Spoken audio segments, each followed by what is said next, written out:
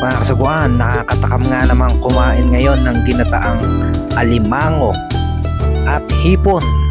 Kasama pa dyan ang mga gulay nating ihinalo para lalong mas masustansya ang ating kainin.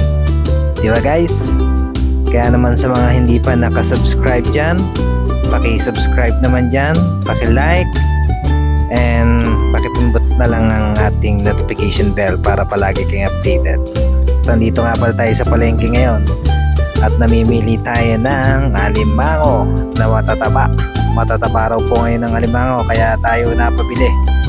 At ang hipon, dito na rin tayo bibili sa isang stall na to dahil ito ay mas mura sa kanya talaga.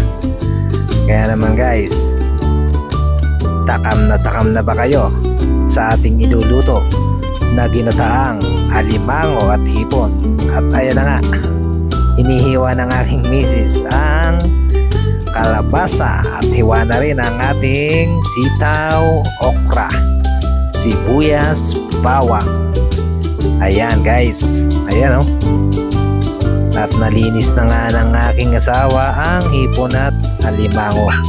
So okay na guys, eto na napakasarap. Luto na ang ating ginataang hipon at alimango kasama ang ating mga gulay, pampalasa, pampalakas at pampagana, lalong lalo na at sobrang sustansya nito.